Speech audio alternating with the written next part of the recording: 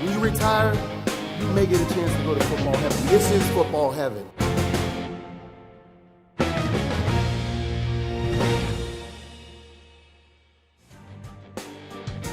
Hello and welcome to The Mission. I'm your host, Jameer Howerton. And as always, we have a phenomenal show for you and we have a special guest. In our world of sports, broadcast media, there's always change.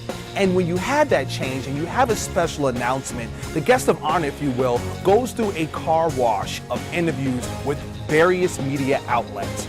And today we're so honored that he saved the best for last to get a fine detailing. Please welcome to The Mission, the new president of the Pro Football Hall of Fame, Mr. Jim Porter. Jim, welcome to The Mission, sir. Thank you. Really appreciate being asked to come on here.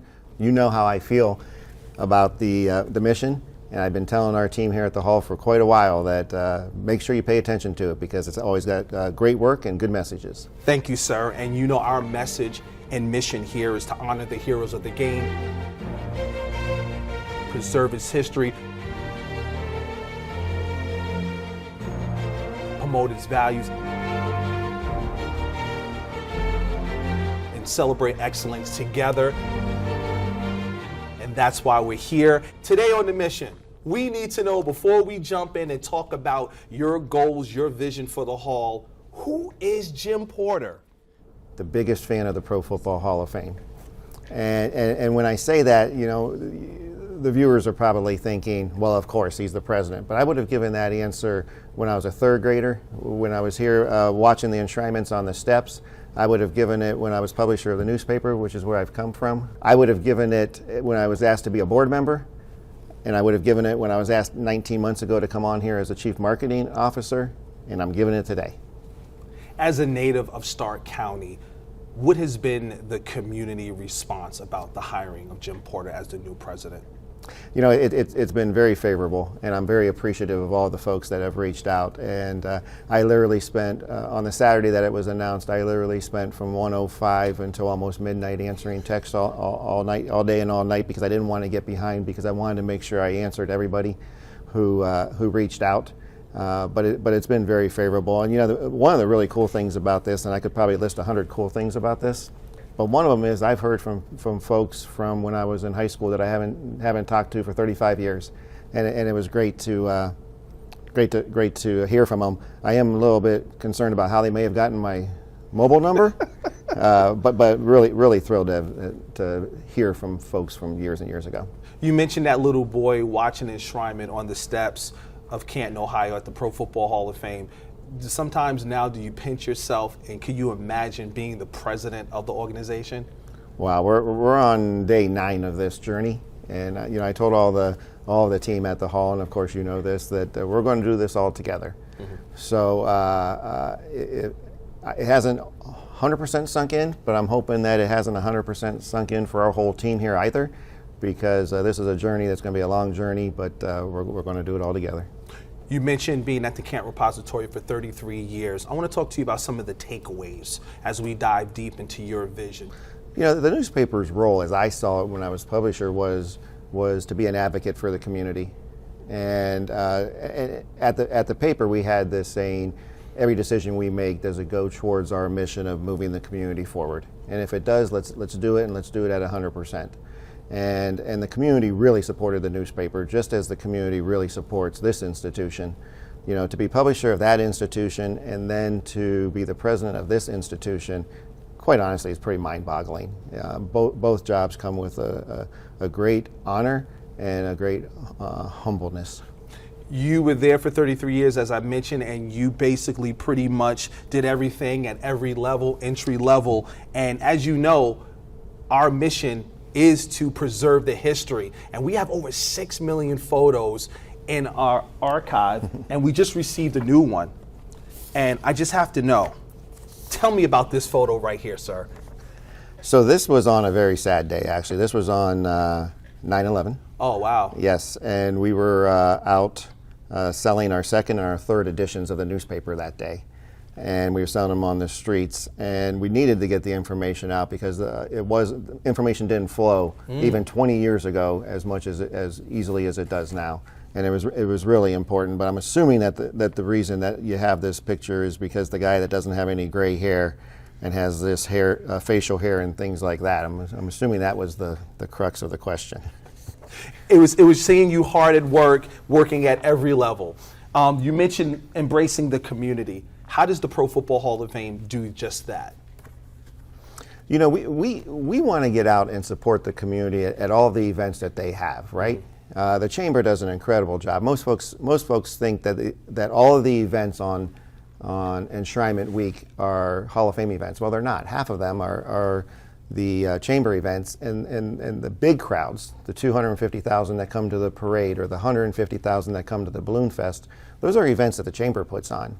And they put them on in honor of what we are doing, honoring our heroes of the game. Mm-hmm. So, you know, that's one way in which the Chamber does. But quite honestly, just in the last week and a half, I've had community members from all over this community say, how can I help? How can we help? They want to be part of something special. And for 58 years, this community has really supported the Pro Football Hall of Fame. You talked about enshrinement and Twice the Fun in 21, but let's talk about you experiencing it, because you experienced it as a fan, you experienced it as a board member, and just most recently, the then Chief Marketing Officer, you experienced it. What was that like, being in the organization and going through that process for the first time? Well, you know, you don't see all the people that are working year round to make this happen, right? If you're just a fan, or if you're just somebody who comes on a regular basis, which I did every year, but not realizing what it takes. And you know, we've heard about the 5,000 volunteers, which we appreciate the heck out of it. Once again, shows this community supporting this institution. But the 62 full-time employees and the 50 or 60 part-time employees that are also working year-round for this, you don't see them. But it doesn't just happen, I can promise you that. So that was probably the biggest realization. And going through that experience, how do you see your vision for future enshrinements? So, you know, I want to keep two things at the forefront there. I want to keep honoring the heroes of the game. I want to make sure the focus are on the people, the men who wear the gold jackets, right? But I also want to make sure the fan experience and the guest experience is top-notch, so that when they walk out here, they say, boy, that was inspiring. Another experience is that the new recent retired David Baker was known for his knock. Now, I know you spoke in recent articles and interviews how yourself and the board are working on finding that national face. If you can tell us about that process, how is that coming along? So, you know, the discussions are happening at the board level, and we have an incredible board that is they're all members of the board for the right reasons, and they're going to get this right. As far as the conversations that are happening, I'm not part of those right now. We'll let them figure it out, and then they'll bring me in when it's the right time. Jim, we're inside the Pro Football Hall of Fame, and right behind us are all the Pro Football Hall of Famers that take the great photo when they come back for enshrinement. What do these Hall of Famers mean to you? So I turned around and I looked at that photo just now, and I got chills. And I actually focused in on Joe D there, who I actually had the honor of talking to the other day. And just like when I walk into the bus room, it gives me chills. And it also, I mentioned in another interview that I go into that room because it has such a feel for it, and you can't explain it until you walk in it, right? But it helps me in calm times, and it helps me in anxious times. And you know, being around greatness and being, my office is, I don't know, maybe 50 feet from greatness all the time. So it's a pretty awesome thing.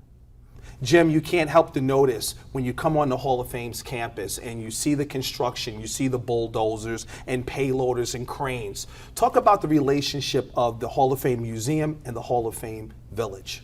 Yeah, absolutely. You know, we're proud partners of the Village, and we're excited to see all this happening around us. As this Village grows, the brand of the Hall of Fame is going to grow, the attendance at the Hall of Fame is going to grow, the staff at the Hall of Fame is going to grow.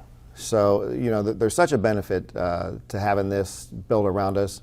Mike Crawford is doing a tremendous job.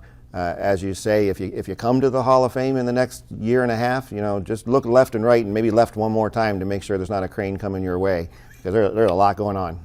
And lastly, Jim, we talked about business, we talked about your vision and your goals for the Hall and how you want to embrace the community. But I would be remiss if I didn't talk about your support staff, your family, and how they've been embracing you through this whole entire process. You know, I'm so fortunate. I have a beautiful, loving wife. I have 4 great daughters. My youngest daughter, Reagan, came running down the steps 9 days ago when my name was scrolling across the bottom of the TV, which was a first for us. So she was thrilled about that, but it's sinking in for them too. They're getting texts from friends they hadn't talked to for a while, or family members that are saying how cool this is, and they're reading this stuff on social media and things, and they're soaking it in, but they got some questions. Well, Jim, I want to thank you so much for your time. Absolutely, thank you. Good luck to you, and I can't wait to celebrate excellence together along with you, sir. Perfect, thank you, my friend. Well, that's going to do it here at the Pro Football Hall of Fame's mission. For Jameer Howerton, Mr. Jim Porter, thank you for joining us.